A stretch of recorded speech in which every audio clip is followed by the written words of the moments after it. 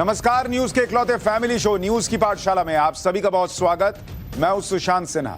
ये वो पाठशाला जहां सबकी क्लास लगती है। और सबसे पहले आपको बता दूं कि आज पाठशाला में क्या क्या है और कौन कौन सी क्लास लगेगी। प्रधानमंत्री मोदी का वो बड़ा फैसला जो राहुल गांधी और कांग्रेस को एक बार में निपटा देगा, आज उस फैसले के बारे में आपको बताऊंगा। राहुल हंगामा और ड्रामा करते रह गए, मोदी वो कर गए जो देश की अर्थव्यवस्था को और रॉकेट बना देगा, आज उसके बारे में भी आपको बताऊंगा।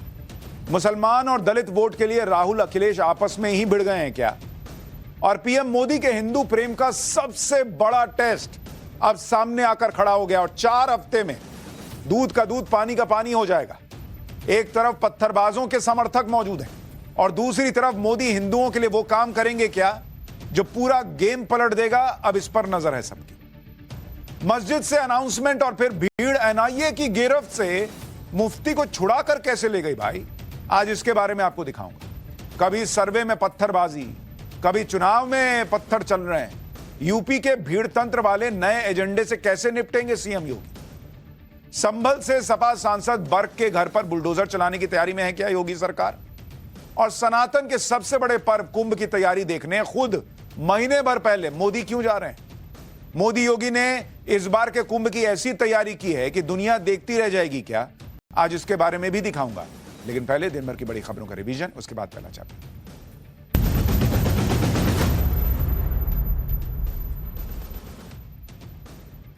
कल से संसद में संविधान पर शुरू होने वाली चर्चा के लिए बीजेपी ने प्लान तैयार कर लिया है। 13 और 14 दिसंबर को 12 घंटे तक संविधान पर चर्चा होगी। जानकारी के मुताबिक सरकार की तरफ से रक्षा मंत्री राजनाथ सिंह चर्चा की शुरुआत कर सकते हैं। वहीं राज्यसभा में गृह मंत्री अमित शाह संविधान पर चर्चा की शुरुआत करेंगे, जबकि अंत में पीएम मोदी लोकसभा में जवाब देंगे। दिल्ली विधानसभा चुनाव से पहले अरविंद केजरीवाल ने बड़ा दांव चला है। दिल्ली सरकार ने मुख्यमंत्री महिला सम्मान योजना पर मुहर लगा दी है। अरविंद केजरीवाल ने बताया कि अगर उनकी सरकार बनती है तो हर महिला के बैंक खाते में हर महीने 2100 रुपए डाले जाएंगे। योजना का लाभ 18 साल से ज्यादा उम्र की सभी महिलाओं को मिलेगा। कल से इस योजना के लिए रजिस्ट्रेशन भी शुरू हो जाएगी। 14 दिसंबर को महाराष्ट्र में मंत्रिमंडल का विस्तार हो सकता है। सूत्रों के मुताबिक बीजेपी से 20 से 21, शिवसेना से 12 और एनसीपी से 9 या 10 मंत्री शपथ ले सकते हैं। जानकारी के मुताबिक गृह और वित्त मंत्रालय का पोर्टफोलियो बीजेपी अपने पास रखेगी। सीएम फडणवीस ने कहा है कि कैबिनेट विस्तार के फॉर्मूले पर फैसला हो चुका है। तीनों पार्टियां जल्दी ही अपने कोटे के मंत्रियों के नाम तय करेंगी। शरद पवार ने आज दिल्ली में अपना 84वां जन्मदिन मनाया। इस मौके पर उन्होंने तलवार से केक काटा और कार्यकर्ताओं को खिलाया। महाराष्ट्र के डिप्टी सीएम और एनसीपी प्रमुख अजीत पवार भी शरद पवार को बधाई देने के लिए उनके घर पहुंचे। अजीत पवार के साथ प्रफुल्ल पटेल, छगन भुजबल समेत पार्टी के कई नेता मौजूद थे। दिल्ली के पास गुड़गांव में क्लब के बाहर हुई फायरिंग की जिम्मेदारी लॉरेंस बिश्नोई गैंग ने ली है। रोहित गोदारा और गोल्डी बराड़ ने फेसबुक पोस्ट के लिए चेतावनी दी है कि यह हल्का धमाका था, अगली बार इससे बड़ा धमाका कर सकते हैं।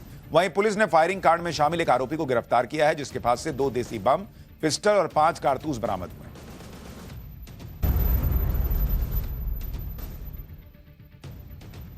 तो ये हो गया दिन भर का रिवीजन। अब पाठशाला की पहली क्लास, पीएम मोदी का वो बड़ा फैसला जो राहुल गांधी और कांग्रेस को एक बार में निपटा देगा।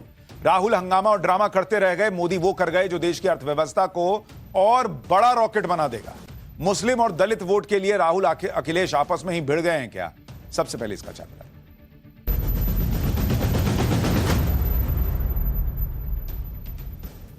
नरेंद्र मोदी की पॉलिटिक्स ना तो चुनाव देखकर चलती है, ना नंबर गेम की मोहताज है। उन्होंने देश के लिए कुछ लक्ष्य तय कर रखे हैं और उन्हें उनके काम पूरे करने से कोई ताकत नहीं रोक सकती बॉस। और यह बात आज एक बार फिर साबित हो गई है। कहां राहुल गांधी और इंडिया अलायंस संसद न चलने देने पर आमादा रहे, कहां ये लोग आपस में ही मरे भिड़े जा रहे हैं। और इस बीच नरेंद्र मोदी ने आज वो फाइल आगे बढ़ा दी जो राहुल और कांग्रेस को अब एक बार में निपटाएगी, जो देश की रॉकेट बनी अर्थव्यवस्था को और तूफानी गति दे देगी। क्योंकि नरेंद्र मोदी ने वो काम कर दिया है जो आज से पहले कोई सोच भी नहीं रहा था। आज आपको पीएम मोदी का यह फैसला बताऊंगा, कैसे नरेंद्र मोदी के लिए अब 2 सबसे महत्वपूर्ण फैसलों का वक्त है, वो भी बताऊंगा। संसद में रोज एक्सपोज होते राहुल गांधी और विपक्ष की पॉलिटिक्स भी दिखाऊंगा। लेकिन सबसे पहले वो 2 बड़े फैसले कौन हैं जो पीएम मोदी की चेकलिस्ट में है और एक पर आज टिक लग भी गया, और दूसरा कितना बड़ा फैसला है वो भी बताऊंगा। पहले आप देखिए कि पहला फैसला तो है वन नेशन वन इलेक्शन का, जिसे आज पीएम मोदी की कैबिनेट ने हरी झंडी दिखा दी बॉस। अब देश वन नेशन वन इलेक्शन की तरफ एक महत्वपूर्ण कदम बढ़ा चुका है, क्योंकि कैबिनेट ने अप्रूव कर दिया। दूसरा है प्लेसेस ऑफ वर्शिप एक्ट, जिस पर पीएम मोदी जल्द बड़ा फैसला लेने वाले हैं। आज आपको इसके बारे में भी बताऊंगा कि वर्शिप एक्ट पर क्या होने वाला है। ये दोनों ऐसे फैसले हैं जो पीएम मोदी के एजेंडे में रहे। आज पाठशाला में आपको पीएम मोदी के दो बड़े फैसलों के बारे में विस्तार से बताऊंगा, लेकिन पहले बात पीएम मोदी के उस फैसले की जिससे आज पूरे विपक्ष में खलबली मच गई। ममता बनर्जी से लेकर अरविंद केजरीवाल तक हर कोई विरोध में उतर गया भाई। आज मोदी कैबिनेट ने वन नेशन वन इलेक्शन से जुड़े प्रस्ताव को मंजूरी दे दी। सूत्रों के हवाले से खबर है कि इसी संसद सत्र में मोदी सरकार संसद में यह बिल पेश कर सकती है। आज कैबिनेट की बैठक में गृह मंत्री अमित शाह ने इस बिल से जुड़े टेक्निकल इशू पर जानकारी दी कि भाई कैसे करेंगे, क्या करेंगे। इस बिल को लेकर पीएम मोदी ने कहा कि जनता के बीच जाइए, लोगों को इस बिल के फायदे बताइए, क्योंकि यह देश के लिए गेम चेंजर है। देश की अर्थव्यवस्था को रॉकेट बना देगा बॉस, आपका हमारा पैसा बचा देगा। नरेंद्र मोदी कोई काम बिना होमवर्क के नहीं करते। वन नेशन वन इलेक्शन को भी वो एकदम से नहीं लाए, महीनों की तैयारी रही है। पिछले टर्म से ही नरेंद्र मोदी ने अपनी टीम को इस काम पर लगा दिया था। आपको याद होगा पिछले साल सितंबर में पूर्व राष्ट्रपति रामनाथ कोविंद की अध्यक्षता में एक पैनल का गठन हुआ था। या आप लोग देखिए कैसे कराना है वन नेशन वन इलेक्शन। इस पैनल ने इसी साल वन नेशन वन इलेक्शन पर राष्ट्रपति द्रौपदी मुर्मू को 18,626 पन्नों वाली अपनी रिपोर्ट सौंप दी। 191 दिनों तक एक्सपर्ट से बातचीत चली और उसके बाद यह रिपोर्ट तैयार हुई। 7 देशों के इलेक्शन प्रोसेस पर रिसर्च की गई। ये 7 देश कैसे वन नेशन वन इलेक्शन करते हैं भाई, एक बार में कैसे चुनाव कराते हैं, तो पूरा पढ़ा गया सबको। फिर 47 राजनीतिक दलों ने कमेटी को अपनी राय दी कि भाई हम क्या सोचते हैं, वन नेशन वन इलेक्शन होना चाहिए नहीं होना चाहिए। तो इसमें से 47 में से 32 दलों ने कहा कि हां वन नेशन वन इलेक्शन कराइए जी, अच्छा है। 15 ने कहा कि ना मत कराइए, ये ठीक नहीं है। पब्लिक से भी राय ली गई। पैनल को 21,558 रिस्पॉन्स भी मिले और इसमें से भी 80% पब्लिक बोल रही थी कि नहीं वन नेशन वन इलेक्शन कराइए ना, ठीक तो है। कोविंद कमेटी ने वन नेशन वन इलेक्शन के लिए 2 चरणों में चुनाव कराने की सिफारिश की है। पहले सब फेज में कहा गया है कि लोकसभा विधानसभा एक साथ निपटा दीजिए और उसके 100 दिन के अंदर फिर जो निकाय चुनाव होते हैं स्थानीय, उसको करा दीजिए, खत्म मामला। चुनाव आयोग इन चुनावों के लिए राज्य चुनाव अधिकारियों की सलाह से सिंगल वोटर लिस्ट और वोटर आईडी कार्ड तैयार करेगा। कमेटी ने एक साथ चुनाव कराने के लिए उपकरणों, मानव संसाधन और सुरक्षा बलों की एडवांस प्लानिंग की भी सिफारिश की। अगर वन नेशन वन इलेक्शन जो अभी कैबिनेट से पास हुआ है वो संसद में भी पास हो गया और कानून बन गया, तो देश की राजनीति पूरी तरह से बदल जाएगी। जो लोग रोज बार बार ईवीएम पर रोते हैं उनको यह मौका नहीं मिलेगा। जो लोग ये उम्मीद लगा के रहते हैं, ये सपना दिखाते हैं अपने कार्यकर्ताओं को कि भाई राहुल जी इस बार फेल हुए, अगला में देखना ना झंडा गाड़ देंगे, वो 5 साल के लिए राहुल गांधी को डिफेंड नहीं कर पाएंगे। जब राहुल गांधी एक साथ सारा चुनाव हारेंगे या कांग्रेस जो है वो एक मुश्त चुनाव हारेगी, कहीं कहीं पे जीत जाए तो जीत जाए, फिर 5 साल के लिए राहुल गांधी और कांग्रेस निपट जाएंगे बॉस। उनको जवाब देते नहीं बनेगा। अभी तो कहते हैं ना कि इसमें छोड़ो ना यार, अगला में दिखाता हूं। अगला अब आएगा 5 साल बाद। देश में बार बार होने वाले चुनाव बंद हो जाएंगे। 1-2 फेज में सारा काम निपट जाएगा और कई पार्टियां और नेता निपट जाएंगे। वन नेशन वन इलेक्शन कितना बड़ा फैसला साबित होने वाला है, इसे आप इस बात से भी समझ सकते हैं कि आज ही पूर्व राष्ट्रपति रामनाथ कोविंद, जिनकी अध्यक्षता में यह रिपोर्ट तैयार हुई है, उन्होंने भी इसे गेम चेंजर बताया। रामनाथ कोविंद ने कहा कि यह मुद्दे किसी राजनीतिक पार्टी के लिए हित अहित का है ही नहीं, देश के हित का मुद्दा है। यह गेम चेंजर साबित होगा। उन्होंने कहा कि अर्थशास्त्रियों का यह मानना है कि इसे लागू करने के बाद देश की जीडीपी 1.5% बढ़ जाएगी बॉस। यानी अभी ही दुनिया मुंह बाय देखती है कि अरे बाप रे, हम लोगों से 1.5-2% की ग्रोथ रेट नहीं हो रही। भारत की अर्थव्यवस्था रॉकेट बनी हुई है। रामनाथ कोविंद कह रहे हैं वन नेशन वन इलेक्शन आ गया, बार बार जो है चुनाव की वजह से सरकारी काम रुकने बंद हो गए, बार बार का खर्चा बंद हो गया, देश की जीडीपी 1.5% भाग जाएगी आगे। आप सोचिए देश के लिए कितना बड़ा ये गेम चेंजर होने जा रहा है जो नरेंद्र मोदी कर रहा है। लेकिन नरेंद्र मोदी कोई डिसीजन ले और इंडी गठबंधन छाती ना पीटे, ऐसा कैसे होगा बॉस? ऐसा तो हो ही नहीं सकता। भले ही लोग कहते रहे कि देश के लिए अच्छा फैसला है, लेकिन इंडी गठबंधन को तो हर बात में मोदी विरोध करना है। इसलिए वन नेशन वन इलेक्शन का विरोध ऑलरेडी शुरू हो चुका है। वन नेशन वन इलेक्शन को जैसे ही पीएम मोदी ने मंजूरी दी, वैसे ही इंडी गठबंधन तिलमिला गया। अरविंद केजरीवाल बोलने लगे कि देश को चाहिए एक राष्ट्र एक शिक्षा, एक राष्ट्र एक स्वास्थ्य सेवा प्रणाली, एक राष्ट्र एक चुनाव। नहीं चाहिए भाई, आपको लग रहा ना नहीं चाहिए, पब्लिक तो कह रही है कि चाहिए। और आप वन नेशन वन हेल्थ दीजिए ना भाई, वन नेशन वन एजुकेशन दीजिए, किसने रोका है? ममता बनर्जी कह रही है कि असंवैधानिक और संघीय व्यवस्था विरोधी बताया है उन्होंने इसको। उन्होंने कहा कि विपक्ष की चिंताओं को नजरअंदाज कर दिया गया, हम दिल्ली की तानाशाही सनक के आगे नहीं झुकेंगे। तमिलनाडु के सीएम एमके स्टालिन ने कहा कि यह अव्यवहारिक है, लोकतंत्र विरोधी कदम है, इससे संघवाद खत्म हो जाएगा, क्षेत्रीय आवाज दबा दी जाएगी। मतलब अभी वन नेशन वन इलेक्शन के सिर्फ कैबिनेट ने मंजूरी दी है, संसद में बिल आएगा, बिल में क्या है अभी इन लोगों को कुछ नहीं पता, लेकिन मोदी ला रहे हैं तो विरोध करना है। और इंडी गठबंधन को अभी से लग गया कि मोदी सब खत्म कर देंगे। एक बार इंडी गठबंधन के लोग क्या कह रहे हैं सुनिए जरा, फिर आपको बताता हूं कि यह संभव है या नहीं है और कैसे होगा यह सब। ये जो बिल आ रहा है ये फेडरल स्ट्रक्चर को पे एक सवालिया निशान लगाता है। ये वो सरकार है जिसने फेडरल स्ट्रक्चर को आए दिन उस पर हमला करने का काम किया है। सवाल ये भी उठता है कि ईवीएम मशीन्स पे जनता के बीच में इतने सवाल हैं, क्या उसका जवाबदेही कोई तय कर रहा है? सवाल ये भी है इलेक्ट्रल डेमोक्रेसी को ये कहां तक स्ट्रेंथन करेगा? ये बिना ड्राफ्ट राय देखे क्या कहना है, लेकिन मैं समझता हूं कि अगर उसमें कोई बात तर्कपूर्ण नहीं है, उचित नहीं है, तो विपक्ष उसे होने नहीं देगा। मुझे ये नहीं समझ में आता कि अगर 5 साल के लिए एक निर्वाचित सरकार है और वो सरकार बीच में अल्पमत में आ गई तो आप क्या करेंगे? क्या आप एक चुनी हुई सरकार का दोबारा मिड टर्म इलेक्शन नहीं होगा? ये जो फेडरल स्ट्रक्चर है तो इतना सारे स्टेट्स है, अपना अपना हिस्ट्री है, अपना अपना जियोग्राफी है, अपना अपना पॉलिटिकल केमिस्ट्री है, तो इस देश में ये पॉसिबल नहीं है। ये लोग जो ये बता रहे हैं कि इस देश में ये पॉसिबल नहीं है, उन्होंने पॉसिबल ना होने के लिए क्या तैयारी की कि भाई ये नहीं होगा? क्या रिपोर्ट है?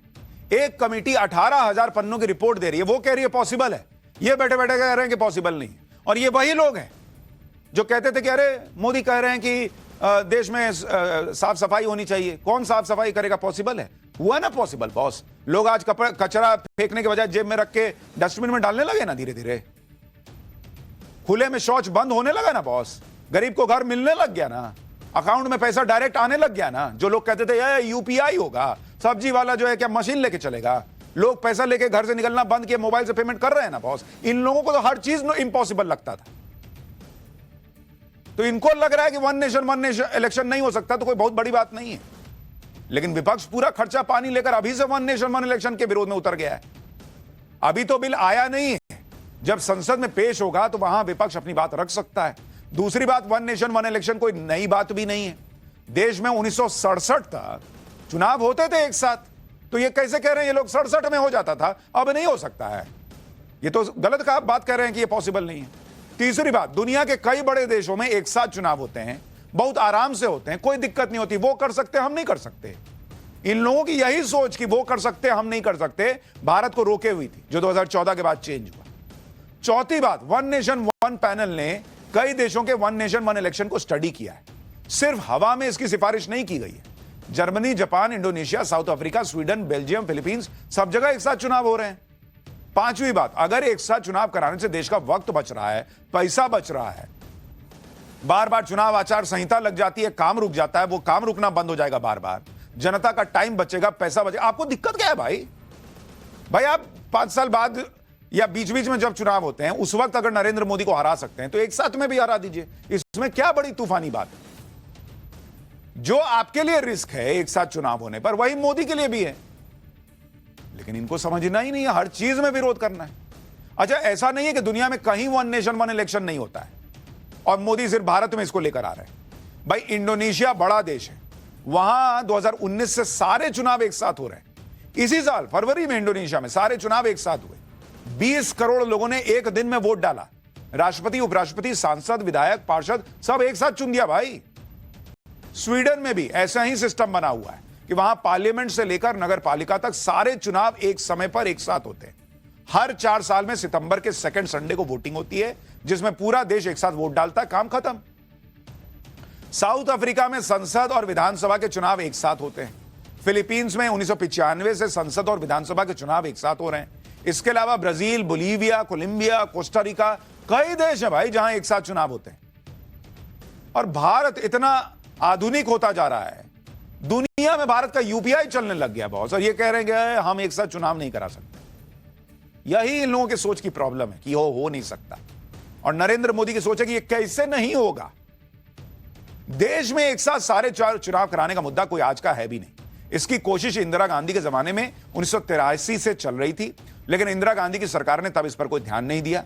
इसके बाद 1999 में इस मुद्दे पर लॉ कमीशन ने तब सिफारिश की जब अटल जी की सरकार थी। अब जाकर इतने सालों में नरेंद्र मोदी ने इस पर कदम बढ़ाया। नरेंद्र मोदी एक तरफ देश हित के बड़े फैसले ले रहे हैं, कांग्रेस अपनी उसी राजनीति में फंसी है जिसमें कभी अडानी का मास्क लगाकर संसद में नौटंकी होती है, कभी अडानी की टी शर्ट पहन के ड्रामा होता है। आज कांग्रेस ने संसद में प्ले कार्ड्स लेकर प्रदर्शन किया। अडानी के नाम पर नारेबाजी हो रही थी और हाथ में पोस्टर लिए हुए थे। लेकिन आज केंद्रीय मंत्री गिरिराज सिंह ने भी कांग्रेस को उसी के स्टाइल में जवाब दे दिया। कांग्रेस पीएम मोदी और अडानी की तस्वीरें संसद के बाहर लहराती है। आज गिरिराज सिंह सोनिया गांधी और जॉर्ज सोरोस का पोस्टर लहराने लगे कि लो, हमको नहीं छपवाने आता है क्या, हम भी छपवा दिया। अब बताओ, उस जॉर्ज सोरोस और सोनिया गांधी का फोटो ले आए। तुम अडानी मोदी कर रहे हो, वो सोनिया सोरोस करने लग गए। बीजेपी आजकल एकदम एक के बदले 4 देती है। संसद के बाहर लड़ाई चल रही है, संसद के अंदर भी खूब टकराव हो रहा है। आज भी राज्यसभा में हंगामा हुआ है भाई। उपराष्ट्रपति को लेकर सदन में बीजेपी के नेता जेपी नड्डा और कांग्रेस के नेता मल्लिकार्जुन खड़गे भिड़ गए। कल मल्लिकार्जुन खड़गे ने प्रेस कॉन्फ्रेंस करके आरोप लगाया था कि राज्यसभा में भेदभाव होता है, विपक्ष को बोलने का मौका ही नहीं मिलता। आज जेपी नड्डा ने इन आरोपों को यह कहकर झूठा बताया कि सभापति की तरफ से नेता विपक्ष को कई बार बोलने का मौका दिया गया। उन्हें कई बार सभापति के चेंबर में आने और बातचीत करने का न्योता तक दिया गया, लेकिन नेता विपक्ष सभापति से मिलने ही नहीं आते। एक बार सुनिए आज राज्यसभा में जेपी नड्डा और खड़गे ने क्या कहा है, फिर बताऊंगा कि उपराष्ट्रपति ने आज विपक्ष से क्या कहा। दुख के साथ कहना पड़ता है कि कल leader of the opposition Shri खड़गे जी, जो बहुत सीनियर लीडर हैं, वयोवृद्ध नेता हमारे, जो बहुत ही तजुर्बेकार हैं, उन्होंने एक प्रेस कॉन्फ्रेंस करके चेयर को क्रिटिसाइज किया। ये बहुत ही आपत्तिजनक है। उनके जो निर्णय रहते हैं उसके विरुद्ध कोई बात नहीं करना चाहिए, ये कंटेम्प्ट होता है, उन्होंने कहा। सर, मैं एक बात बताना चाहता हूँ, ये लोग अपने विषय को भटकाना चाहते हैं, आप आज तक किसी कमेटी में आए क्या? आपने मेरा को स्वीकार किया? सदन में जो बोला जाता है उसको सुनने के लिए भी कान को ट्रेन करना पड़ेगा, इतना हंगामा आजकल वहां होता है। पिछले कई दिनों से इंडी गठबंधन उपराष्ट्रपति जगदीप धनखड़ पर हमलावर है। इंडी गठबंधन उनके खिलाफ अविश्वास प्रस्ताव लेकर आया, लेकिन आज उपराष्ट्रपति ने इंडी गठबंधन की क्लास लगा दी। उपराष्ट्रपति ने इंडी गठबंधन से कहा कि वो रिश्तों को थोड़ा अहमियत देना सीखे। सुनिए एक बार उपराष्ट्रपति को, फिर बताऊंगा कि आज राज्यसभा में कुछ ऐसा हुआ जिसने विपक्ष को पूरी तरह बैकफुट पर ला दिया। आप तो रिश्तों को बहुत जल्दी भूल जाते हो, आपको रिश्ते याद ही कहाँ रहते हैं। रिश्तों की अहमियत समझो थोड़ा। इन रिश्तों की तिलांजलि नहीं दी जाती है, इन रिश्तों को पूजा जाता है, सर्जन किया जाता है। चोट करनी है तो दिमाग पर कीजिए, दिल पर नहीं। इंडी गठबंधन कई दिनों से यही माहौल बना रहा है कि वो तो संसद चलने देना चाहता है, सरकार ही संसद ठप कर रही। लेकिन आज संसद में एक तस्वीर ने विपक्ष के झूठ की कहानी खत्म कर दी। आज राज्यसभा में जबरदस्त हंगामा हो रहा था। इस दौरान पूर्व प्रधानमंत्री एच.डी. देवेगौड़ा जो 91 ईयर्स के हैं, 91 साल के, उठ नहीं पाते, बैठे बैठे बोलते हैं, वो विपक्षी सांसदों की तरफ हाथ जोड़ने लगे। भाई, पूर्व प्रधानमंत्री जो ठीक से खड़े नहीं हो सकते वो हाथ जोड़ रहे हैं, विपक्षी सांसदों के सामने कह रहे हैं संसद चलने दो। भाई, ये देखिए, ये हालत हो गई है। एक पूर्व प्रधानमंत्री को हाथ जोड़ के कहना पड़ रहा है कि संसद चलने दो। ये इंडिया अलायंस का हाल है। जब बात नहीं बनी तो उन्हें अपनी सीट से उठना पड़ा। देखिए राज्यसभा में आज क्या हुआ।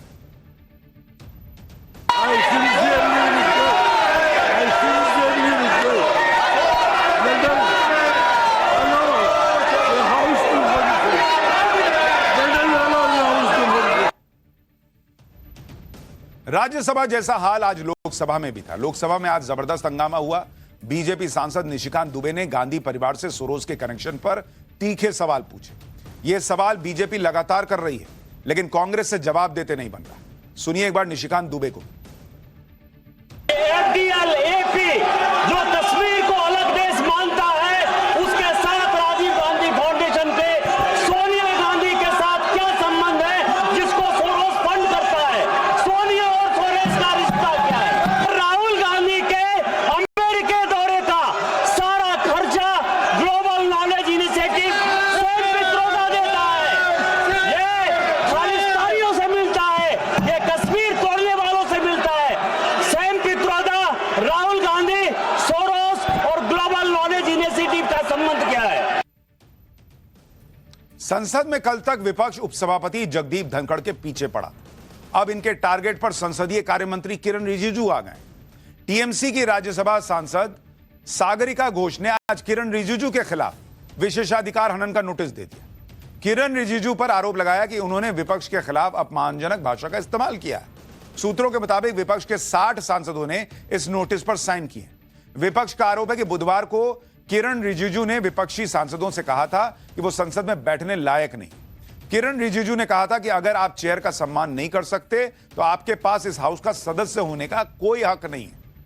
लेकिन आप यह भी देखिए कि जो टीएमसी राज्यसभा में मोदी सरकार के मंत्री की भाषा पर सवाल उठा रही, विशेषाधिकार हनन का प्रस्ताव ला रही है कि कैसे बोल दिया भाई कि हम लोग बैठने लायक नहीं है। उसी टीएमसी के सांसद कल्याण बनर्जी कल लोकसभा में केंद्रीय मंत्री ज्योतिरादित्य सिंधिया पर पर्सनल अटैक कर रहे थे। वो ज्योतिरादित्य सिंधिया को संसद में खड़े होकर लेडी किलर कह रहे थे। तब तो कोई विशेषाधिकार हनन का प्रस्ताव नहीं आया। अपने बयान पर कल्याण बनर्जी को लिखित में माफी तक मांगनी पड़ी। एक बार सुनिए कल कैसे कल्याण बनर्जी और ज्योतिरादित्य सिंधिया भिड़ गए थे। सुन लीजिए ना, आप बहुत सुंदर दिखता है, बोलते नहीं सिंधिया जी, आप बहुत सुंदर दिखते हैं। ये नहीं है जो आप सुंदर आदमी है, आप सुंदर दिखने ये नहीं है जो आप सुंदर आदमी है, आप भी विलेन भी हो सकता है। अरे समझ गया ना? अगर मेरे परिवार पर कलंक लगाने की कोशिश करेंगे और बेफजूल बात इस सदन में करेंगे तो मुझसे भी बर्दाश्त नहीं किया जाएगा। हम आपका माफी देखने नहीं है तो क्या करेगा भाई? आप बहुत ब्यूटीफुल है, बहुत हैंडसम है, बहुत सुंदर है, आप लेडी किलर है, वो सब हम जानते हैं। व्यक्तिगत टिप्पणी करेंगे, हम इनका भी सामना करेंगे सर। हम भी करेंगे, हम इनको बोलने नहीं देंगे सर। अरे क्या बोलने नहीं देंगे? बिल्कुल बोलने नहीं देंगे। क्या करेंगे? बिल्कुल बोलने नहीं देंगे। क्या समझ कर रखा आपने अपने आप को कि सदन के अंदर आके जो भी बोलोगे सदन की ऐसे ऐसे बयान हो रहे हैं सदन में, किसी को लेडी किलर कहा जा रहा है और फिर वही टीएमसी कह रही है कि अरे किरण रिजिजू ने कैसे कह दिया कि हम लोग यहां बैठने लायक नहीं। संसद में बवाल मचाते इंडी गठबंधन के खुद के अंदर कम बवाल थोड़े ना मचाए। राहुल और अखिलेश यादव की पार्टियां लगातार भिड़ी पड़ी हैं। संभल के मामले में तो अखिलेश और उनके लोगों ने राहुल गांधी और कांग्रेस को ऐसा धोया था कि राहुल गांधी को संभल के लोगों को दिल्ली बुलाकर मिलना पड़ा, क्योंकि राहुल गांधी जब संभल जा रहे थे तो उन्हें रोक दिया गया था। तो समाजवादी पार्टी तक ने कह दिया था कि संसद में तो संभल का मामला उठाते नहीं है, अडानी अडानी करते हैं। इंडी गठबंधन के नेता के तौर पर भी अखिलेश ने राहुल गांधी को रिजेक्ट कर दिया था और ममता बनर्जी के लिए माहौल बनाने में शामिल हो गए थे। इसके अलावा लोकसभा में सिटिंग अरेंजमेंट को लेकर भी अखिलेश कांग्रेस से बहुत नाराज बताए जाते थे, क्योंकि अवधेश प्रसाद की सीट बदल दी गई थी। सिर्फ यही नहीं, राहुल गांधी और अखिलेश यादव में दलित और मुस्लिम वोट बैंक को लेकर भी घमासान शुरू हो गया। समाजवादी पार्टी ने जब संभल मुद्दे को जोर शोर से उठाया था तो कांग्रेस ने सांस तक नहीं ली थी। अडानी अडानी कर रहे थे अब राहुल गांधी संभल के मामले को छोड़कर अचानक हाथरस निकल गए, दलित वोट बैंक को साधने की कोशिश करने लग गए। हाथरस में 4 साल पहले एक दलित लड़की के साथ दरिंदगी हुई थी, जिसके बाद उसकी मौत हो गई थी। इस मामले को लेकर बहुत हंगामा भी हुआ था। अब 4 साल बाद राहुल गांधी को हाथरस कांड की फिर याद आई। यह बताया गया कि हाथरस के पीड़ित परिवार ने राहुल गांधी को चिट्ठी लिखकर मदद मांगी थी, जिसके बाद राहुल गांधी ने हाथरस जाने का फैसला किया। राहुल गांधी ने हाथरस के मामले में कहा कि पूरा परिवार आज भी डर के साए में जी रहा है, उनके साथ क्रिमिनल्स के जैसा व्यवहार हो रहा है। भाजपा सरकार ने उनसे जो वादे किए थे वो आज तक पूरे नहीं हुए हैं। पीड़ित परिवार को न्याय देने की बजाय सरकार उन पर तरह तरह से अत्याचार कर रही है। हम इस परिवार को यूं ही उनके हाल पर रहने को मजबूर नहीं होने देंगे। इन्हें न्याय दिलाने के लिए हम पूरी ताकत के साथ लड़ेंगे।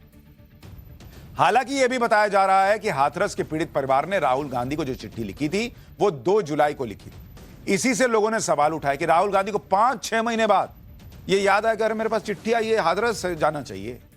राहुल गांधी के हाथरस दौरे पर डिप्टी सीएम ब्रजेश पाठक क्या कह रहे हैं, सुनिए। राहुल गांधी जी, आप दिग्भ्रमित हैं, आपके अंदर निराशा का भाव है, आप फ्रस्ट्रेशन का शिकार हैं। आपको पता ही नहीं है कि हाथरस में सीबीआई ने जांच कर ली है, कानून के तहत माननीय अदालत में मामला चल रहा है। जबकि आप दूसरी तरफ कभी हम देखते हैं आप संभल जाना चाहते हैं, कभी अलीगढ़ जाना चाहते हैं। पूरी तरह से आप डिरेल्ड हो चुके हैं।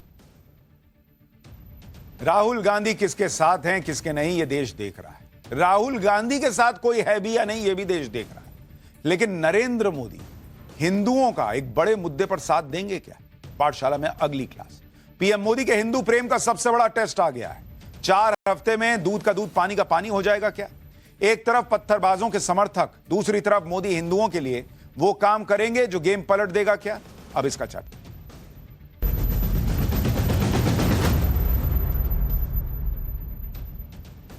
लोकसभा चुनाव के बाद प्रधानमंत्री नरेंद्र मोदी का बहुत मुश्किल वक्त था, लेकिन हिंदुओं को एहसास हुआ कि उन्होंने लोकसभा चुनाव में क्या किया और इसलिए उन्होंने नरेंद्र मोदी का तब भरपूर साथ दिया जब हरियाणा और महाराष्ट्र में पीएम मोदी का टेस्ट था। हरियाणा और महाराष्ट्र में पीएम मोदी ने हिंदुओं को एकजुट होने के लिए कहा तो हिंदू एकजुट हुआ। हरियाणा महाराष्ट्र में बंपर जीत बीजेपी को दिलवाई। हिंदुओं ने तो अपना काम कर दिया, लेकिन अब बारी प्रधानमंत्री नरेंद्र मोदी के सरकार की। उनके हिंदू प्रेम का सबसे बड़ा टेस्ट सामने आकर खड़ा हो गया है और सिर्फ 4 हफ्ते में सब साफ हो जाना है। पीएम मोदी के हिंदू प्रेम का टेस्ट होना है वर्शिप एक्ट पर फैसले को लेकर, जो वर्शिप एक्ट कांग्रेस के जमाने में लाया गया था, जिसकी वजह से सनातन के बहुत सारे केंद्र जो विदेशी आक्रांताओं ने तोड़े थे वो सैकड़ों सालों बाद आज भी बंधक है। वर्शिप एक्ट को लेकर सुप्रीम कोर्ट में अलग अलग याचिकाएं लगाई गई थीं, जिस पर आज सुप्रीम कोर्ट में सुनवाई। सुप्रीम कोर्ट ने कहा है कि केंद्र सरकार वर्शिप एक्ट पर अपना स्टैंड क्लियर करे। केंद्र सरकार 4 हफ्तों में वर्शिप एक्ट पर जवाब दे। बिना केंद्र सरकार के जवाब के अब फैसला नहीं दे सकते। यानी 4 हफ्ते, मात्र 4 हफ्ते, महीने भर के अंदर पीएम मोदी को अब बड़ा फैसला करना है कि वर्शिप एक्ट रहे या जाए। सरकार का स्टैंड क्या है यह कोर्ट में बताना होगा। इसलिए आज जब सुप्रीम कोर्ट ने सरकार से वर्शिप एक्ट पर अपना स्टैंड क्लियर करने को कहा, तब से पीएम मोदी के हिंदू प्रेम का एक टेस्ट भी शुरू हो गया। इस देश में समानता सबके लिए जो कही जाती है होनी चाहिए, वो होगी या नहीं अब सरकार में, ये टेस्ट होगा। क्योंकि देश का हिंदू समाज जो वर्शिप एक्ट को बड़ी रुकावट मानता है, वो बड़ी उम्मीद से नरेंद्र मोदी की तरफ देख रहा है कि अब देखते हैं नरेंद्र मोदी की सरकार कोर्ट को क्या कहती है। इसी साल सितंबर में नरेंद्र मोदी जब अमेरिका गए थे तो वहां खुद यह कहा था कि उनका तीसरा टर्म बड़े फैसलों वाला होगा। इस दौरान भीड़ मथुरा और काशी के नारे लगा रही थी। वहीं सीएम योगी भी कह चुके हैं कि हमारे आस्था के केंद्रों के लिए सैकड़ों साल का जो संघर्ष चल रहा है वो संघर्ष अब खत्म होना चाहिए। एक बार पीएम मोदी और सीएम योगी को सुनिए, फिर आपको बताऊंगा कि सरकार के वकील ने आज क्या कोर्ट में कहा, जिससे भी एक हिंट मिलता है और आगे क्या होना है।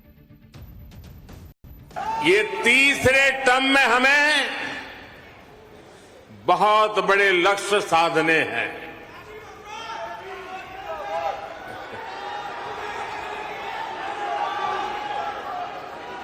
हमें 3 गुना ताकत और 3 गुना गति के साथ आगे बढ़ना है। लेकिन यहाँ कोई समाज सैकड़ों वर्षों से यहाँ की आस्था केवल 3 के लिए बात कर रही है। 3 के लिए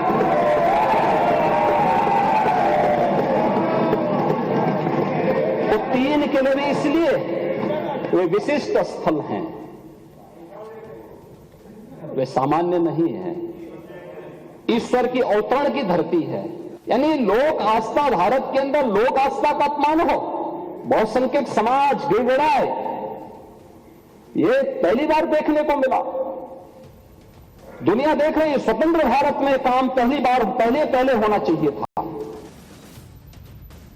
अब वर्शिप एक्ट को लेकर पीएम मोदी की सरकार क्या फैसला लेगी, केंद्र सरकार का क्या स्टैंड होगा, इस पर सबकी नजर होगी, क्योंकि वर्शिप एक्ट पर सुप्रीम कोर्ट में सुनवाई तो शुरू हो चुकी है। सुप्रीम कोर्ट में जो याचिकाएं लगाई गई थी, उन याचिकाओं पर सुनवाई chief justice of India Sanjeev Khanna, justice PV Sanjay Kumar और जस्टिस केबी विश्वनाथन की बेंच कर रही है।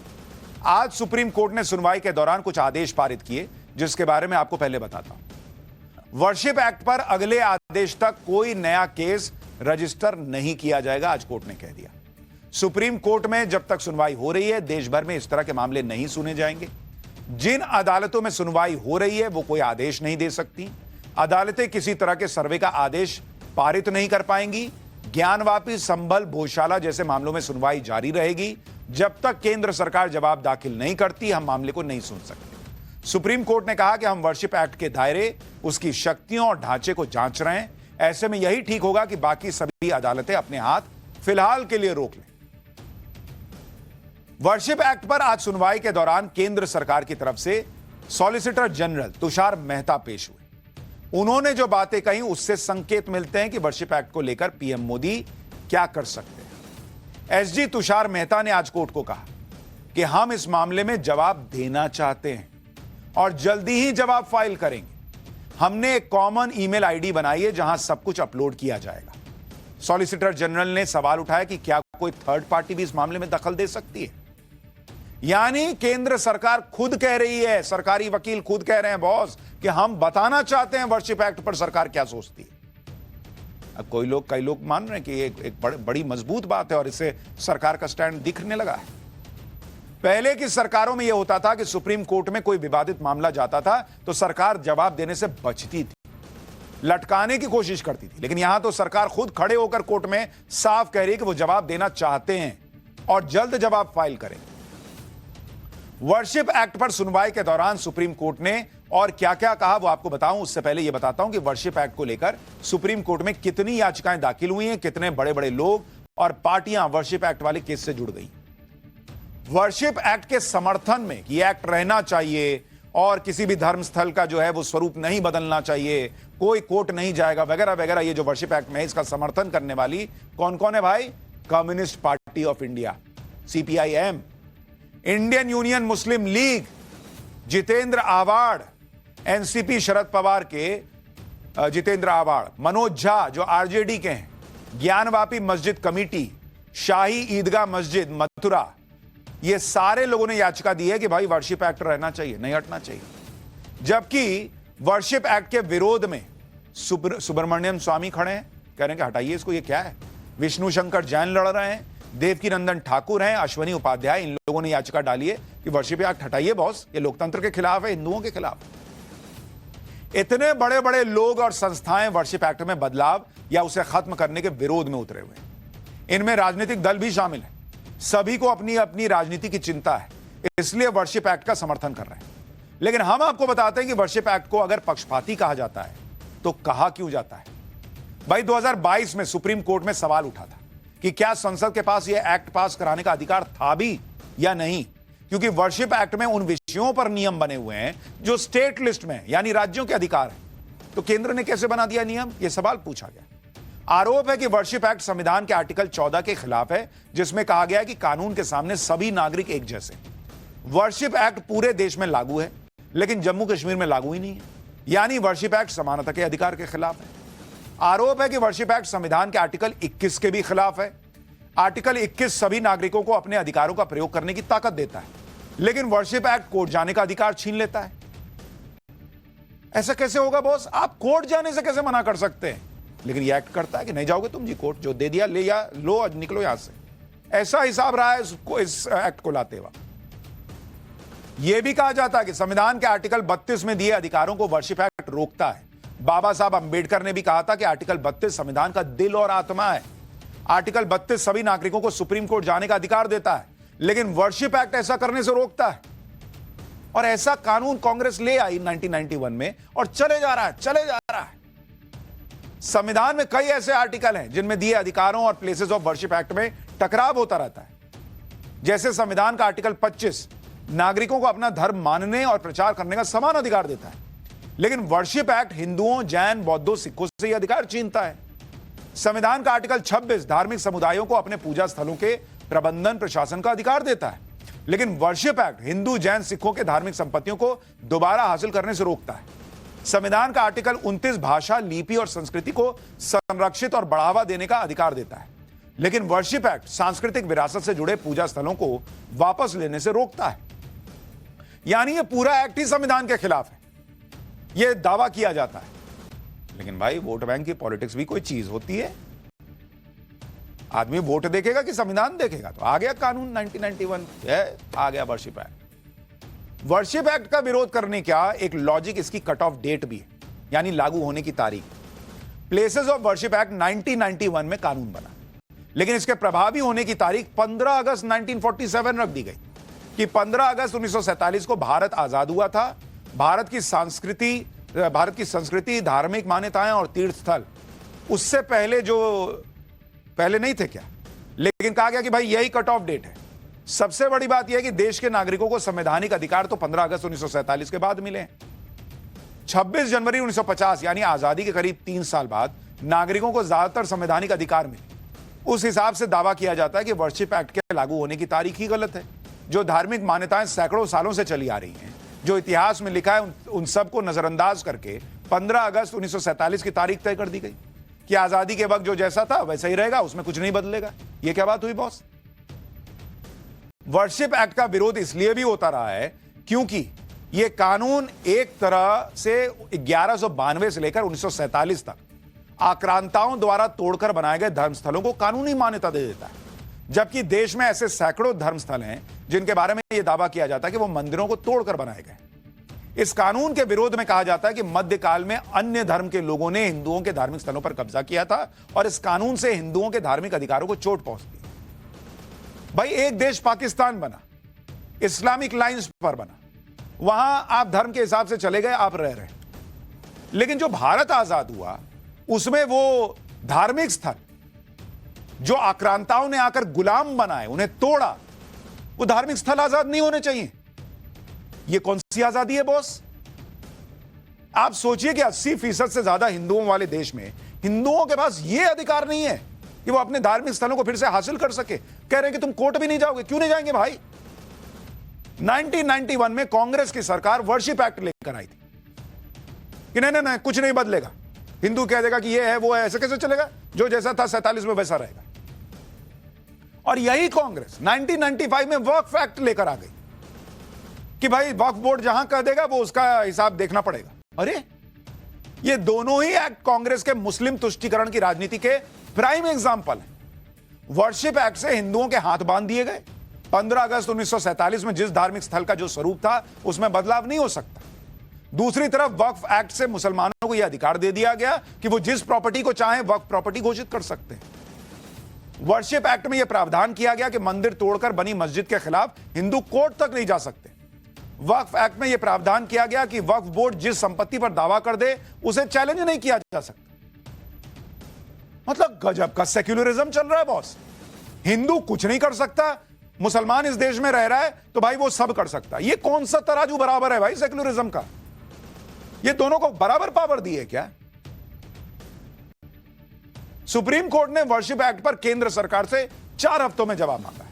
केंद्र सरकार के जवाब दाखिल करने के बाद क्या हो सकता है, अब आपको यह भी बताता हूं। अगर केंद्र सरकार इसके खिलाफ जाती है और इसे गैर संवैधानिक बताती है तो केंद्र सरकार पर वर्शिप एक्ट को संसद के जरिए खत्म करने का दबाव बढ़ेगा। और अगर केंद्र सरकार न्यूट्रल रहती है या एक्ट का साथ देती है तो सब कुछ सुप्रीम कोर्ट पर निर्भर करेगा। कोर्ट में वर्शिप एक्ट की लीगैलिटी पर बहस होगी, जिसके बाद वर्शिप एक्ट का क्या होगा इस पर फैसला आएगा। लेकिन 4 हफ्ते में तस्वीर क्लियर हो जाएगी कि इस देश के संवैधानिक इतिहास पर जो कई लोगों को लगता है काला काला दाग है वर्शिप एक्ट, वो रहेगा या जाएगा? नरेंद्र मोदी सरकार क्या कोर्ट में जवाब देगी? अब इस पर सबकी नजर है। फिलहाल पाठशाला में अगली क्लास, मस्जिद से अनाउंसमेंट और फिर भीड़ एनआईए के गिरफ्त से मुफ्ती को छुड़ा के कैसे ले गई बॉस? कभी सर्वे में पत्थरबाजी, कभी चुनाव में पत्थरबाजी। यूपी के भीड़तंत्र वाले नए एजेंडे से सीएम योगी कैसे निपटेंगे? संभल से सपा सांसद बर्ग के घर पर बुलडोजर चलाने की तैयारी में है क्या योगी? अब इसका चैप्टर।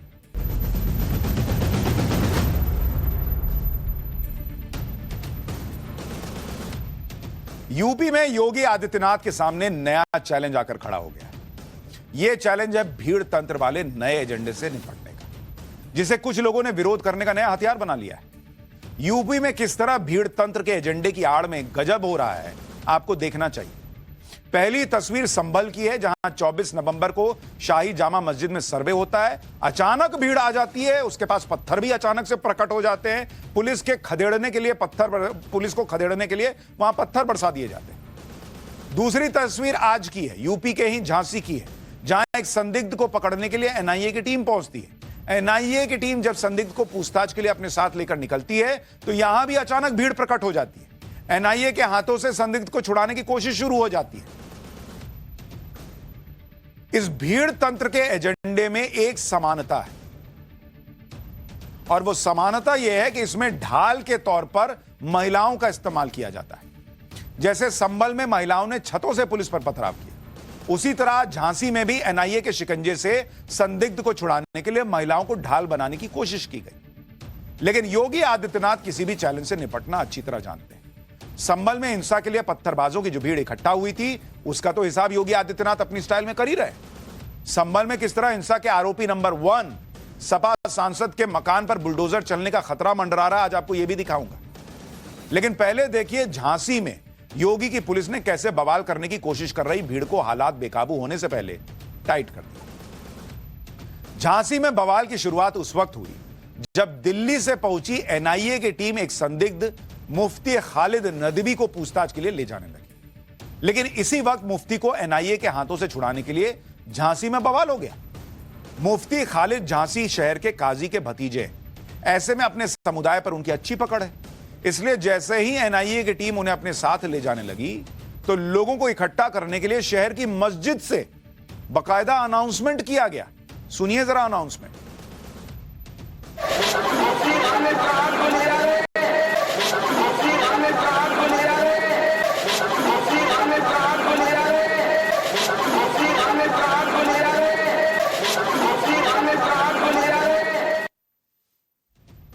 अरे भाई, खालिद साहब को ले जा रहे हैं तो आप कोर्ट जाओ।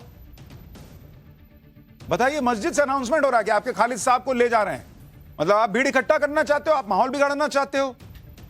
मस्जिद से अनाउंसमेंट होते ही गलियों से लोगों का हुजूम आ गया। उनको एक मैसेज ही तो था कि देखिए खालिद साहब को ले जा रहे हैं। मुफ्ती खालिद को छुड़ाने के लिए भीड़ आ गई। लेकिन भीड़ तंत्र के एजेंडे पर चलने वाले ये अच्छी तरह जानते थे एनआईए के हाथों से आरोपी को छुड़ाने के लिए सिर्फ भीड़ जुटाना ही काफी नहीं था, क्योंकि एनआईए की टीम के साथ यूपी एटीएस की टीम भी मौजूद थी। इसलिए प्लानिंग के तहत भीड़ में महिलाओं को आगे कर दिया गया। महिलाएं उस गाड़ी के आगे सड़क पर बैठ गईं जिसमें एनआईए की टीम मुफ्ती खालिद को अपने साथ ले जा रही थी। इसके बाद बारी थी मुफ्ती खालिद तक पहुंचने की, तो इसके लिए महिलाओं से भीड़ में घुसने के लिए कहा गया। आप भी देखिए किस तरह लोग कह रहे हैं कि लेडीज बीच में घुसनी चाहिए, लेडीज को अंदर पहुंचाओ। सुनिए जरा।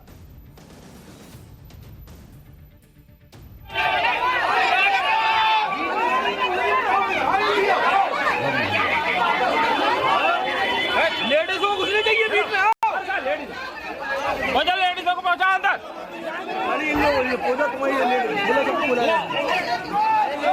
आगे रहो।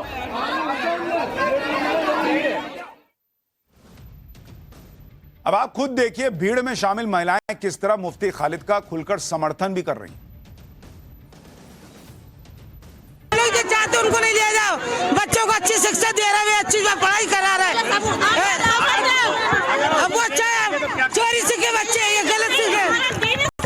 इस्लाम चले जाएगा तो हम लोग का जीने का कोई फायदा नहीं है। आप किस वजह पे ले जा रहे हैं? आप किस वजह पे ले जा रहे हैं? आप बताइए किस वजह पे ले आइए, आप बताइए। आप सब कुछ बताइए, सब कुछ बताइए। आप क्या चाहते? आप मुफ्ती साहब को नहीं ले आओगे? महिलाएं पूछ रही हैं कि आप किस लिए ले जा रहे हैं, आप बताइए। भाई आप वहां जजमेंट देने नहीं बैठी है ना, आप वहां जज नहीं है ना, कोर्ट नहीं है ना। अगर गलत हो रहा है तो कोर्ट जाइए कि गलत है ना, ये की टीम उठा के ये क्या ऑन द स्पॉट जजमेंट होने लगेगा कि हमने कह दिया मुफ्ती ठीक है, अब कोई नहीं ले जा सकता। और फिर एक पूरा इकोसिस्टम है कि अगर पुलिस बंदूक भी उठा देगा, हाँ देखिए बंदूक उठा दिया मुसलमान पे, क्या चलेगा बॉस। ये एक पूरा गजब का सिस्टम होता जा रहा है। अभी चुनाव में हुआ था, आपको याद होगा कि पुलिस जो है वो वोट नहीं देने दे रही है, बंदूक लहरा रही है, गोली चला दे रही है, उधर से पत्थर चल रहे थे, उसकी कोई बात नहीं। पैटर्न बन गया है बॉस। जो लोग संभल के पत्थरबाजों का हमदर्द बनने की कोशिश कर रहे हैं, उन्हें झांसी से आई ये तस्वीरें जरूर देखनी चाहिए। झांसी में भीड़ में शामिल महिलाओं को सुनिए, जो पुलिस वालों को पीटने की बात कर रही है। भाई सुनिए आप।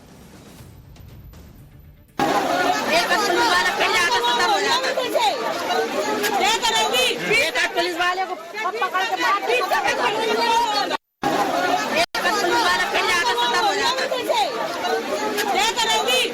पुलिस वाले को पकड़ के मार। सुन रहे हैं आप, एक आध पुलिस वाला पिट जाता तो खत्म हो जाता मामला। झांसी में हुए बवाल की हैरान करने वाली तस्वीरें और भी हैं, लेकिन मुफ्ती पर एनआईए की जिस छापेमारी को लेकर आज दिन भर बवाल हुआ, आप भी पहले उसकी वजह सुन लीजिए। सूत्रों के मुताबिक विदेशी फंडिंग के मामले की जांच कर रही एनआईए को मुफ्ती खालिद नदवी को लेकर इनपुट मिला। इसके बाद एनआईए की टीम बीती रात छापेमारी के लिए मुफ्ती खालिद नदवी के ठिकाने पर गई।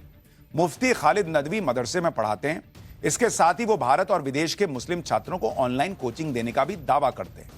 एनआईए को शक है कि ऑनलाइन कोचिंग के दौरान मुफ्ती खालिद नदवी ने विदेशों से फंडिंग ली।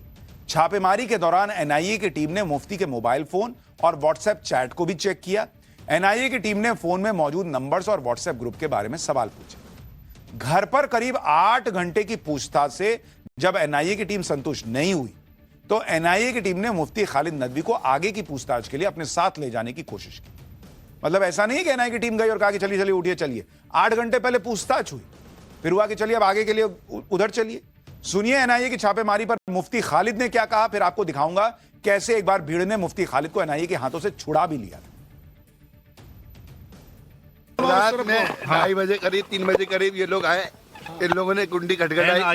एनआईए वाले आए दिल्ली से और इन्होंने रात में कुंडी बजाई। हमने नहीं खोली, डर की वजह से, पता नहीं कौन है, वैसे खोल देते। अकेले थे तो डर लगा कौन है, तो हमने अपने चाचा को फोन किया, वो आए पीछे से, फिर उन्होंने खुलवाई गुंडी, तो हमने हल्का खोल दी। और हमें इसलिए इस वजह से नहीं खोली, डर लग रहा था, पता नहीं अकेले रात में 3 बजे कौन आगे कुंडी बजा रहा है, इस वजह से हमने कुंडी नहीं खोली। 10-15 मिनट हमारे चाचा आ गए, फिर उसके बाद सारे घर की चेकिंग हुई और सारे पूरे जितने कमरे हैं, रूम है, किचन है, सारे की क्या कहते हैं चेकिंग की गई और पूरे कवर्ड देखे, मचान देखा और किचन में देखा, किचन के पीछे जो बनी थी गिरली वो देखी गई। सारी पूरे घर में एक एक कोना छाना गया और बिल्कुल गिरफ्त के साथ, कहीं भी कुछ नहीं मिला।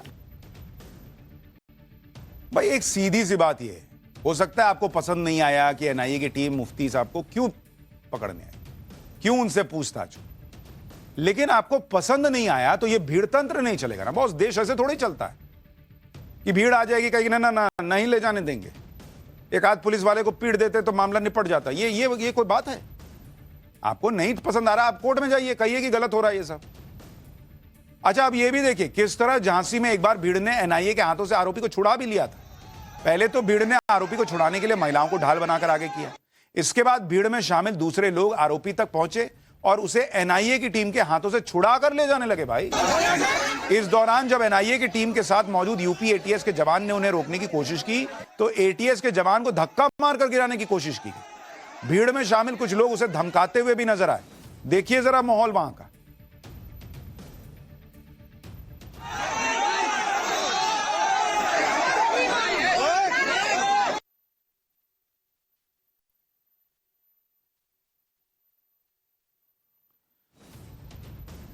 ये सारी तस्वीरें बहुत खतरनाक है बॉस।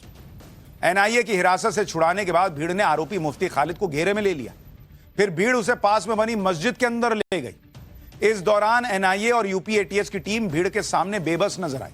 हालांकि बवाल की जानकारी जैसे ही योगी की पुलिस को लगी, तुरंत एक्शन शुरू हुआ। आसपास के थानों से पुलिस फोर्स बुलाई गई और भीड़ को अच्छे तरीके से समझा दिया गया। इसके बाद आरोपी मुफ्ती खालिद को एनआईए के हवाले कर दिया गया, जिसे एनआईए की टीम पूछताछ के लिए अपने साथ ले गई। इसके साथ ही एनआईए टीम का घेराव कर मुफ्ती खालिद को छुड़ाने की कोशिश करने वाले भी पुलिस की रडार पर आ चुके हैं। पूरे मामले पर झांसी पहुंचे पुलिस के बड़े अधिकारियों ने क्या कहा है, वो भी आपको सुनवाता हूं। कानून तोड़ने की इजाजत तो किसी को नहीं दी जाएगी। जो व्यक्ति जिनके द्वारा वहां उकसाकर और कानून तोड़ने की चेष्टा की गई है, उनको सबको चिन्हित करके कार्रवाई की जाएगी। सर, कुछ मस्जिदों में भी अनाउंस हुआ है उसमें सर, सभी विषय देखे जा रहे हैं, सभी विषय। हाँ, ये कार्रवाई होगी आगे। उधर संभल हिंसा पर भी एक्शन हो रहा है। संभल से समाजवादी पार्टी के सांसद जियाउर रहमान बर्क पर भी कानून का शिकंजा कसता जा रहा है। पहले जियाउर रहमान बर्क को संभल हिंसा के मामले में दर्ज एफआईआर में आरोपी नंबर 1 बनाया गया।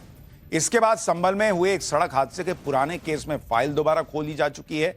आरोप है कि जिस गाड़ी से एक्सीडेंट में एक डॉक्टर की मौत हुई, उसे सपा सांसद बर्क चला रहे थे और अब जियाउर रहमान बर्क को बिना नक्शा पास कराए बन रहे मकान को लेकर नोटिस भेजा गया है।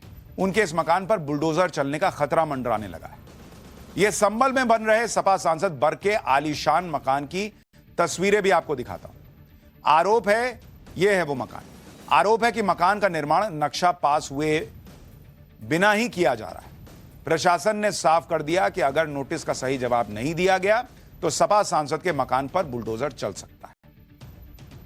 यानी योगी आदित्यनाथ के राज में बुलडोजर भी नहीं रुकेगा और जो लोग पत्थरबाजी भीड़ तंत्र कर रहे हैं, रुकना उनको पड़ेगा। यह मैसेज क्लियर दे दिया गया है। पाठशाला में अगली क्लास। सनातन के सबसे बड़े पर्व कुंभ की तैयारी देखने खुद महीने भर पहले मोदी क्यों जा रहे हैं?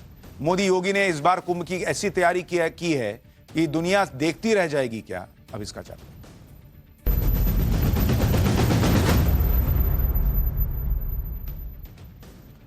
ऐसा पहली बार हो रहा है जब पीएम मोदी प्रयागराज में होने वाले महाकुंभ के साक्षी बने। पिछली बार प्रयागराज में महाकुंभ साल 2012 में हुआ था, लेकिन इस बार का महाकुंभ पिछली बार की तुलना में 3 गुना विशाल और भव्य होने वाला है। महाकुंभ में इस बार 50 करोड़ लोगों के आने की संभावना है और यही वजह है कि महाकुंभ की तैयारियों को देखने खुद पीएम मोदी कल 13 दिसंबर को प्रयागराज पहुंच रहे हैं। पीएम मोदी का हिसाब क्लियर है बॉस कि सनातनियों का सबसे बड़ा पर्व कुंभ आ रहा है और इतनी सी भी कमी नहीं रहनी चाहिए, तो पीएम खुद जा रहे देखने कि कैसी तैयारी है। आज सीएम योगी भी प्रयागराज पहुंच गए। उन्होंने पीएम मोदी के आने से पहले महाकुंभ की तैयारियों का जायजा लिया है। अब कल पीएम मोदी पूरे महाकुंभ का दौरा करेंगे और एक एक तैयारी का निरीक्षण करेंगे। पीएम मोदी के लिए महाकुंभ का मौका इसलिए भी खास है क्योंकि उन्हें सनातन के सबसे बड़े सेवकों में से एक माना जाता है। पिछले कुछ सालों में पीएम मोदी ने जिस तरह पूरी दुनिया में भारत की सनातन संस्कृति का प्रचार किया है, देश के आध्यात्मिक और धार्मिक केंद्रों का कायाकल्प करवाया है, आज की तारीख में भारत की सनातन संस्कृति को देखने पूरी दुनिया से लोग आते हैं। ऐसे में जब सनातन का सबसे बड़ा पर्व महाकुंभ आयोजित होने जा रहा है, तो मोदी योगी भी अपनी तरफ से इतनी सी भी कमी नहीं छोड़ना चाहते। आपको यह जानकर गर्व होगा कि महाकुंभ दुनिया का सबसे बड़ा आध्यात्मिक आयोजन है। दुनिया में किसी और देश में इतना बड़ा धार्मिक आयोजन नहीं होता बॉस। इसके बारे में आगे विस्तार से बताऊंगा, लेकिन उससे पहले यह समझिए कि इस बार महाकुंभ कितने बड़े पैमाने पर उसकी तैयारियां चल रही हैं। भाई 13 जनवरी 2025 से शुरू होने जा रहा है महाकुंभ और 26 फरवरी 2025 तक यानी 45 दिनों तक चलेगा। यह पिछली बार 2013 में हुए महाकुंभ से 3 गुना विशाल होने वाला है। इस बार महाकुंभ के लिए संगम नदी के किनारे 4000 हेक्टेयर जगह ली गई है क्योंकि इस बार 50 करोड़ लोगों के आने की संभावना है। ऐसा पहली बार होगा कि जब गूगल मैप नेविगेशन के जरिए संगम किनारे बन रही टेंट सिटी और शिविरों की लोकेशन तक देखी जा सकती है। यानी किस अखाड़े या संत का टेंट कहां है, यह गूगल मैप पर दिखेगा। इसके अलावा लोगों को ठहरने के लिए बनाए जा रहे टेंट सिटी की लोकेशन भी इस पर देखी जा सकती है। महाकुंभ में 50 करोड़ लोगों की संख्या को देखते हुए सीएम योगी ने संगम इलाके को यूपी का एक नया 76वां जिला घोषित कर दिया है। यह नया जिला 1 दिसंबर 2024 से 31 मार्च 2025 तक यानी कुल 121 दिन तक रहेगा। यानी यह नया जिला अस्थायी तौर पर बनाया गया है। इसका उद्देश्य महाकुंभ में आने वाले लोगों को बेहतर सुविधा और कानूनी रूप से सुरक्षा देना है। 13 दिसंबर को पीएम मोदी प्रयागराज आकर संगम घाट पर गंगा पूजन करेंगे। इस दौरान घाट पर पहुंचने के लिए वाराणसी से विशेष क्रूज मंगवाया गया है। इस क्रूज को निषाद राज क्रूज का नाम दिया गया है। इसके जरिए पीएम मोदी संगम के घाटों पर चल रही तैयारियां देखेंगे। पीएम मोदी के गंगा पूजन करने के बाद औपचारिक रूप से महाकुंभ 2025 का शुभारंभ हो जाएगा।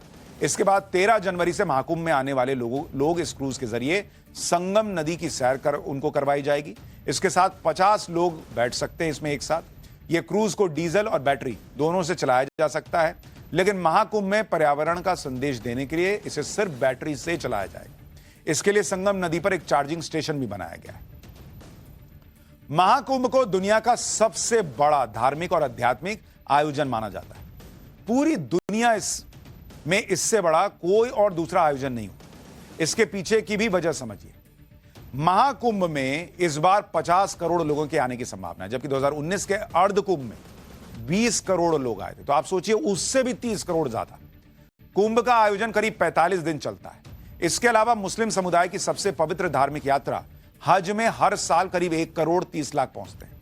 इसी साल 25 अगस्त 2024 को इराक के अरबाइन में एक कार्यक्रम हुआ था, जिसमें इमाम हुसैन की शहादत की शोक सभा हुई थी। इस कार्यक्रम में भी 3 करोड़ लोग पहुंचे थे। 2015 में ईसाई समुदाय के सबसे पवित्र शहर कहे जाने वाले वेटिकन सिटी में एक प्रार्थना सभा हुई थी। इसमें 7 करोड़ लोग इकट्ठा हुए थे। इसी तरह दुनिया के सबसे बड़े कार्निवल फेस्टिवल रियो कार्निवल में 20 से 25 लाख लोग पहुंचे थे। यह फेस्टिवल 8 दिन चलता है। यानी बड़े बड़े आयोजन देख लीजिए, 5 करोड़ 6 करोड़ 7 करोड़ के आगे मामला नहीं गया है। यहां 50 करोड़ लोग आने वाले हैं। आप सोचिए मोदी योगी के लिए यह कितना बड़ा चैलेंज भी है कि इसको ढंग से कराना। मतलब आप पुराने जमाने में फिल्म में नहीं सुनते थे कि मेरा भाई बिछड़ गया कुंभ के मेले में। उस जमाने में सोचिए बिछड़ जाता था जब कितने लोग आते होंगे। आज 50 करोड़ लोग आ रहे हैं। गूगल मैप पे मैप दिखाएगा कि कहां क्या है क्या नहीं है। भव्य होगा भाई। महाकुंभ में अध्यात्म के अलावा सुरक्षा के भी पक्के इंतजाम किए जा रहे हैं। संगम में स्नान के दौरान कोई हादसा ना हो, इसके लिए वाटर रोबोट की व्यवस्था की गई। यह रोबोट कुछ ही सेकंड में पानी में डूबते व्यक्ति के पास पहुंच सकता है, आप देखिए, और उसे पानी से खींच कर लाकर बचा लेगा। देख रहे हैं, ये देखिए कैसे जा रहा है। और जैसे आपका लाइफ जैकेट टाइप होता है, उस टाइप का बना हुआ है। अब आप डूब रहे हैं और उधर से वो भाई तैरता हुआ जाएगा आपको बचाने के लिए। तब तक तो बहुत टाइम लगेगा। ये गया अपना रोबोट गया, आप रिमोट से उसके पास पहुंचाए, जैसे डूब रहा है उसमें लद गया, आ गया किनारे। ये देखिए कैसे वहां डूब रहा था व्यक्ति, मतलब तो एग्जाम्पल दिखा रहा है। उसको पकड़ लिया घनघना के साइड में। स्नान के दौरान डूबने की घटनाओं को रोकने के लिए संगम के किनारे वाटर रोबो यूनिट बनाई गई है।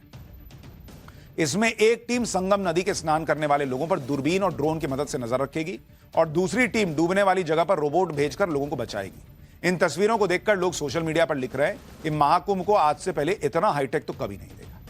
यानी जबरदस्त तैयारी है बॉस। महाकुंभ में इस बार आनंद भी आने वाला है और जाइएगा तो देखिएगा और क्या क्या है वो तो हम खैर पाठशाला में आपको दिखाते रहेंगे। फिलहाल ब्रेक के बाद पाठशाला में आपका फिर से स्वागत है।